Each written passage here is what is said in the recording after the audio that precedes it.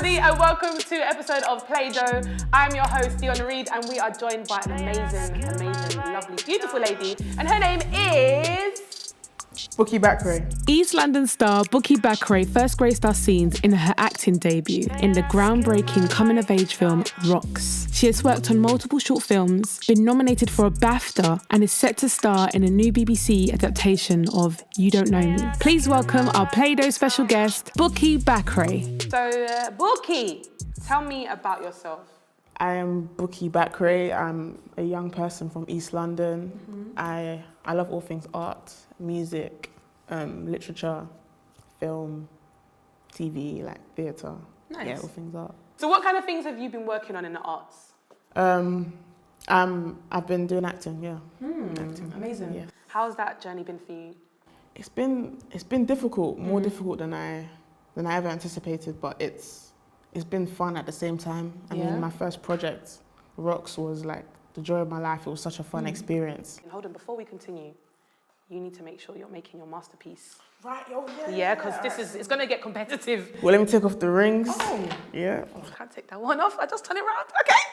All right. Cool. So the Rocks journey for you, what was that like? From not knowing what I was auditioning for to actually auditioning to getting a call saying they don't want me anymore. Wow.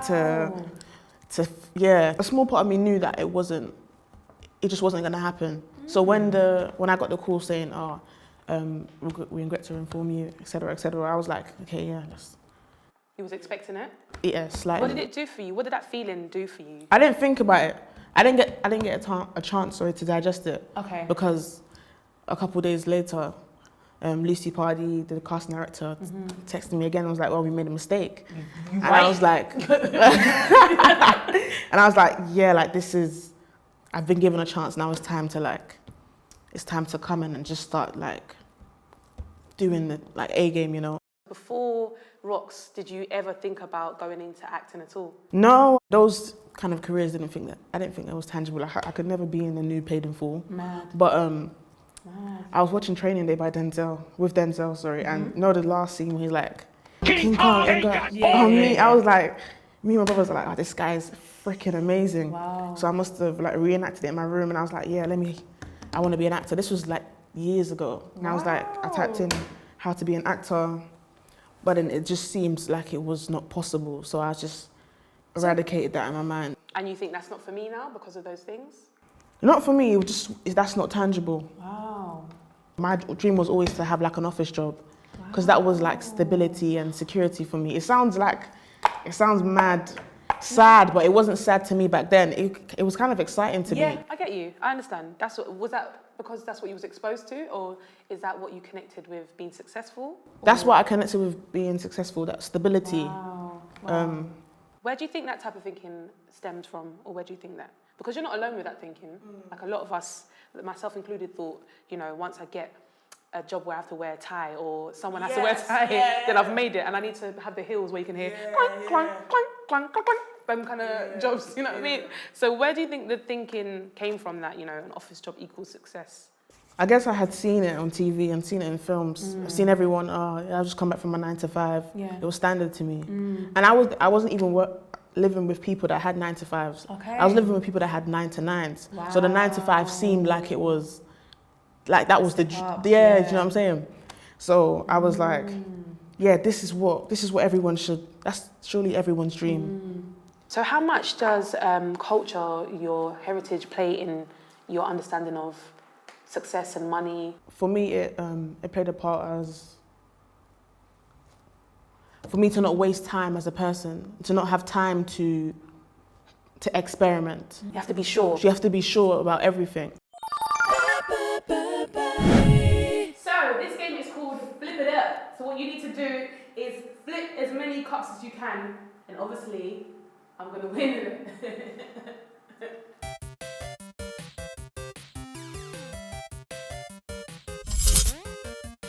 Go.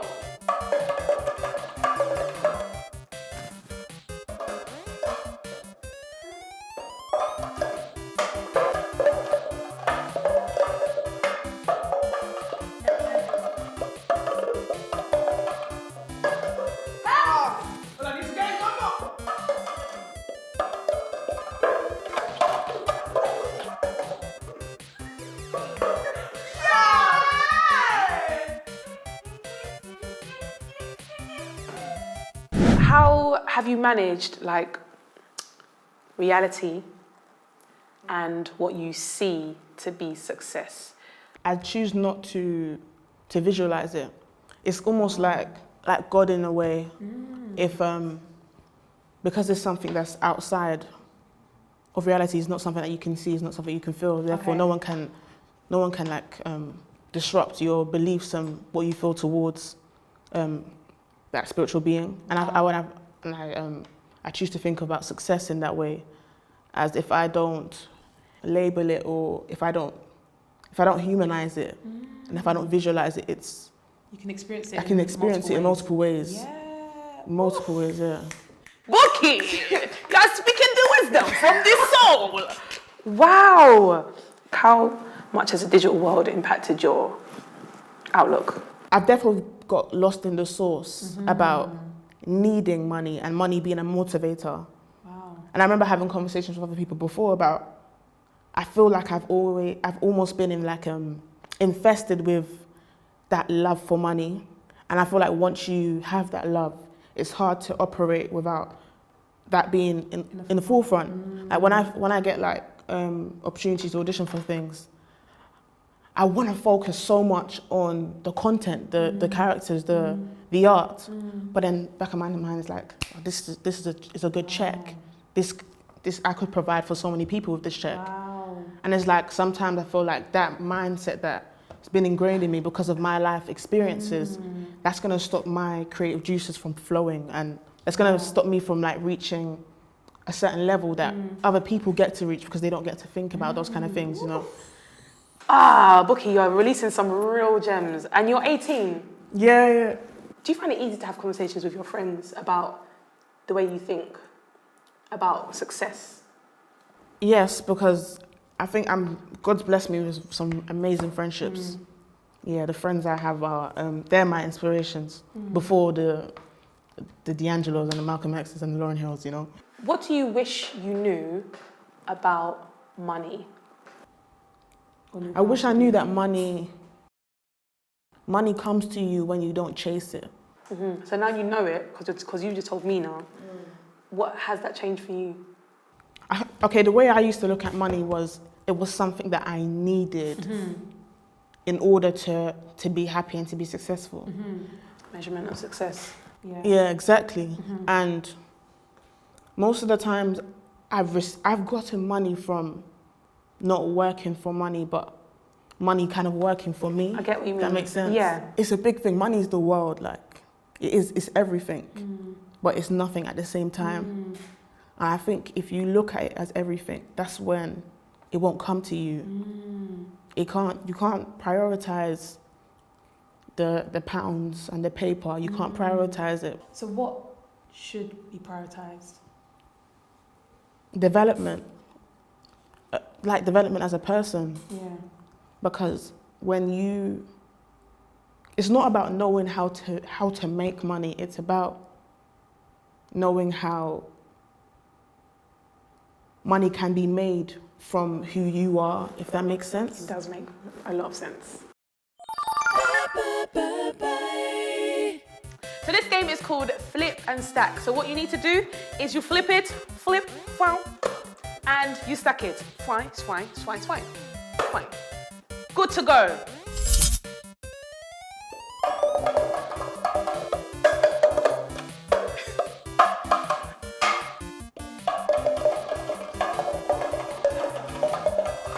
So you're not going to help me pick up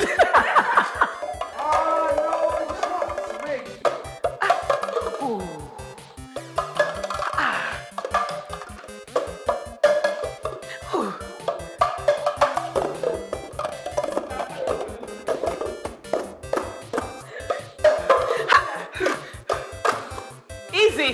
Why are you thinking about careers right now? Careers. Shouldn't you be in the club? Quarantine fam, to be honest. Like, why a career? Because I think I've always just thought long term. Okay. I've never really lived in the now, because for me it's always about pre-planning, it's always about doing stuff beforehand, because we're waiting for this to happen, or you need to do this now so that can happen later. It was I never really thought about living in the now and doing things that would happen now, because I always thought that everything you do now was for later. Wow. As opposed to... I get what you mean. So everything, your approach to everything is with the end goal in mind. What about now? How present are you now?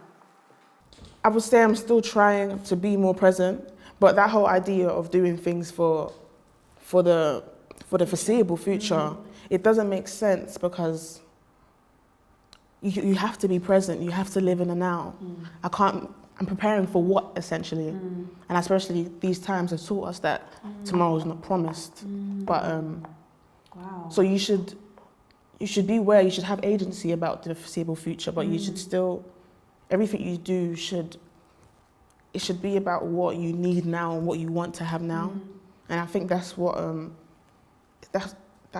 some advice I would give to my younger self is, because me and my friends, we always say we haven't lived like the girls in my class in school, like they used to live reckless. And I always felt like I had to be the sensible one. I had to think about this, I had to think about that. I'm like, who are you thinking about what for? For who? Like, you know what I mean? I'm trying to live, I'm trying to have fun. A few exciting things are happening right now. I'm part of the BAFTA Breakthrough Brit scheme, which is pretty cool. And it... Thank you. That's amazing. Yeah, it's amazing. It's sick, it's sick. Did you see that before? No, not at all. Not at all. And now it's here, what does it feel like? It feels sick. I mean, I know it's really important to not seek validation from like prestigious organizations and stuff like that, but it still feels beautiful to feel noticed at the end of the day. Because I know, like, seeing like actors and actresses like Letitia Wright, Daniel Kaluuya, Michael Ward, and when they're on getting their BAFTAs or part of the BAFTA Breakthrough scheme, how inspiring that was for me. And look at you. Yeah, that how like potentially that I could be that person for someone else is mad to me. Like, it's still mad how people approach me about rocks and stuff, and I'm like, especially when it's young black girls, it's like, wow. Like, I'm big on inspiration. Like, one of my favorite artists, Tupac, he said that he's not going to change the world, but he's going to, hopefully he will inspire the mind that will change the world. And I really want to, I know I don't have the capacity to like make great change, but if I can inspire. You said you don't have, you don't have. The capacity, yeah. I don't think you know that. What are you going to say? But continue. Yeah, I don't have to make massive changes, but I think inspiration and inspiring each other and our communities, I think that's massive. That's massive in itself. It is. And I think that you're very inspirational. I'm very inspired by you. I've been privileged to see your journey, and I'm excited for the future. Because if you're here right now, thinking the way you're thinking, I'm excited. I feel like we've got hope, man. Okay, guys, so this is a serious one. This one is called Stack It Up, because we're going to make that money. We're going to stack it up, so we're going to stack it up. What we need to do is we need to make the highest tower we can with the amount of cups that we have, okay? Bukky, are you ready? 3, 2, 1, go.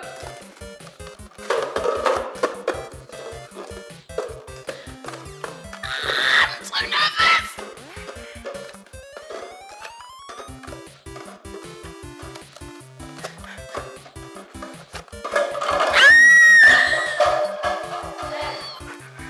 Don't give up. Don't give up in life.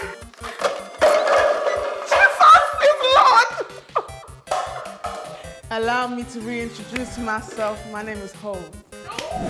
We are going to now show up. We're going to show our masterpiece, and I'm a bit scared about this one. Okay, so we're going to show our masterpiece. This is a meat pie if you're African, Nigerian, but if you're from the Caribbean, it's a It's a beef and cheese patty or fish patty, salt fish patty, whatever you want it to be. Can it be vegetarian patty? Yeah, it's well for me it's vegan. Ooh. Yeah. Yes, so For everybody. the patty for the people. Wow. Because I know Caribbeans, you guys don't do the thing. Yes, we do. You don't shook the patty. And we patting it up. We skada. Oh, I thought that was just a Nigerian. No. Oh. But to be honest, Jamaican, Nigerian, you know, we're the same people. The same people. Do you know Yeah. what I mean? Yeah. So what's the name of your piece, please? Patty. Patty, simple things. My piece is called Hey You. That's what it's called. Wow. And what I've done here is I have raindrops because life, it gets hard and we need to be nourished. And then when we're nourished, we grow into a flower. Wow. Wow. Can you believe it? Hello there, people of the internet. My name is Mishka and you're watching Play-Doh. Budgeting at first can seem intimidating or even unnecessary. But tracking your finances on a regular basis allows you to understand exactly how you spend your money. The Money Millennial. This account breaks down personal finances using facts and statistics. Do you budget? Don't forget to like, comment and subscribe.